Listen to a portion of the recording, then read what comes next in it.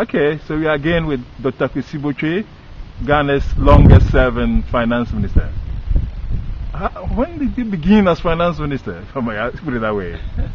Well, I started in 1982 and resigned in 1995.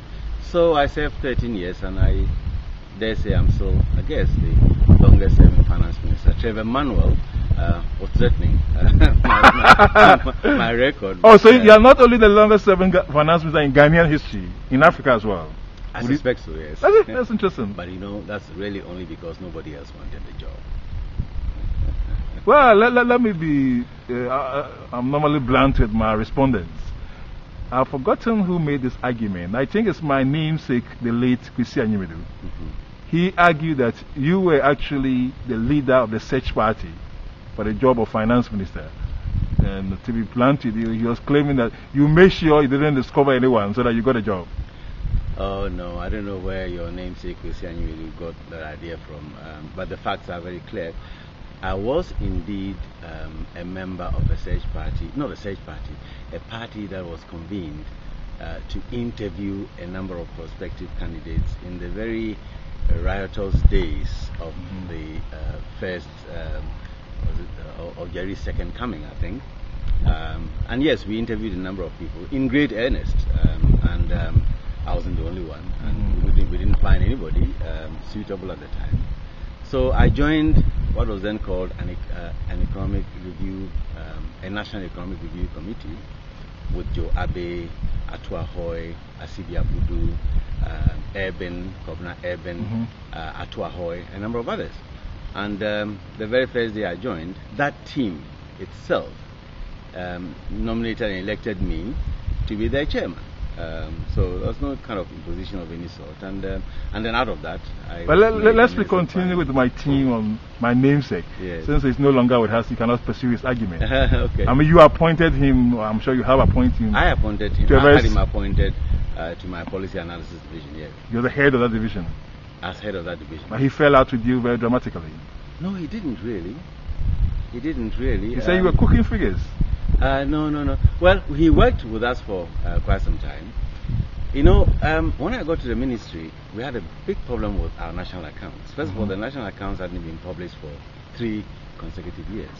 So it was a matter of just reconstituting our statistical base as diligently and as professionally as we could. In the process, it meant reconciling figures from the central bank, the statistical service, the sector ministries, and so on and so forth.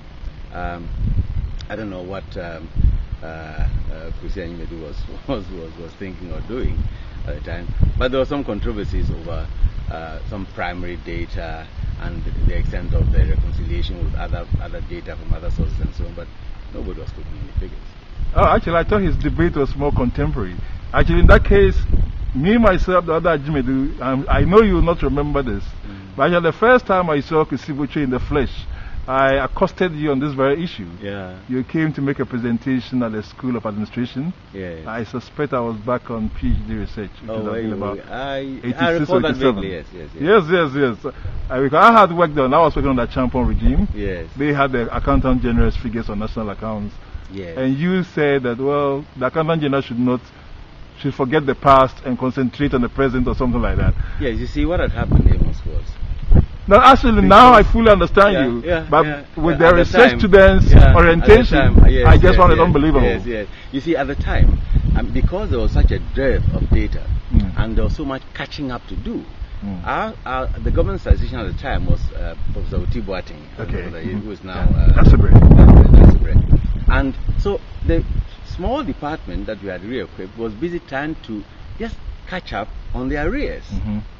And we said, look, the past is very important, but we need contemporary data. Okay. And so we had them just curtail the work of going back in the past because we were never really going to be able to cover the past and get current, you know.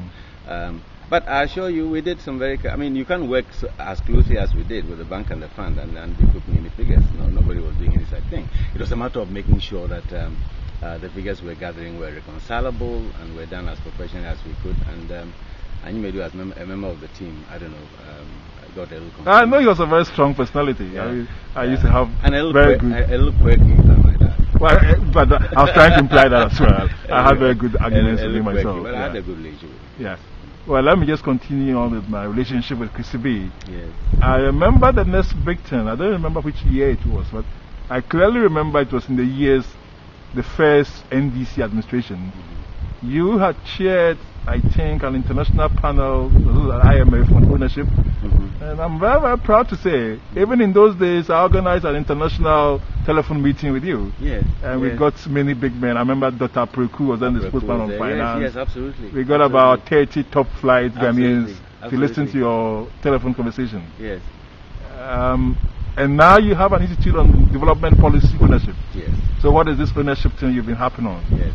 Well, Amos, as you know, I've always been big on inclusivity. You know, when I was a minister of the NDC in all those years, I reached out to all professionals. I mean, you know, the best. It didn't matter to me what political colors they wore and so on. But above all else, I've been very keen on the idea of having African countries actually determine policy, determine the sequencing of policy that is more or less in line with their own understanding of the political economies and set their own priorities and so on.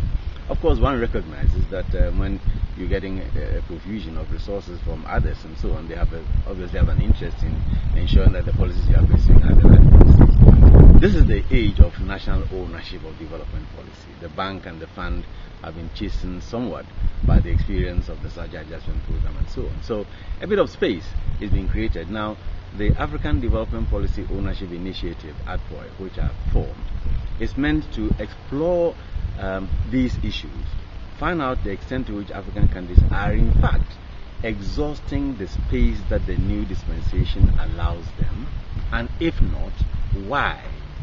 Establish a forum for interministerial dialogue. So you seem to be saying that these Bretton Woods institutions and other agencies, international agencies, have realized their faults. Yes. They are ready for us to take ownership of our whatever. But we are not prepared. I don't think that African countries are honestly exhausting the space that is allowed them now. Of course, I'm not so naive as to believe that the space is totally unhindered. It's a matter of a balance, and I've seen so many instances in which African countries go to the bank and the fund without adequate preparation. But since that review in '98 or so, I suspect you've been on other similar reviews, am I right? I have been. You worked on the ESAF review for IMF? Yes, we did the first ever external review of the fund's extended, extended structure adjustment program, the ESAF, extended structure adjustment facility, with Paul Collier and Jan Gunning and Professor Hashimoto and Yale. And in that particular review, we were the first, I think, to recognize and to recommend first, better coordination and a division of labor between the bank and the fund, and also a greater space for African countries to exercise real ownership. In fact, I wrote that ownership section. I chaired the panel, by the way, and also wrote that ownership section. Yes. So we did. And since then, I've been actively involved in tracking this experience. And I'm a serving member of the... That's excellent. As we were discussing earlier, there's a persistent rumor that I have an office in the World Bank office here. Yes. I guess I've been saying before at a seminar, in fact, I almost of right imposed myself on them and did a seminar on China on the 21st of April. And I always say we have to approach the bank almost with a sense of entitlement. Yes, I think so. You know, the bank is a great institution. There's no question at all that it has a store of real talent and expertise. Absolutely. There's no question about that. I mean, people who say that these guys are fools and so on don't know what they're talking about. So it's a great institution. But the point is, we have to determine these parties ourselves and use this talent that we have in that institution the best way we can. You know, I don't think that we've struck the right balance yet. And, you know, we are so preoccupied with just pleasing donors and so on that we often don't look at these things ourselves and don't originate, you know, real ideas. We don't tap enough of our own resources. Anyway, so that's what ADPOI is meant to do. Good.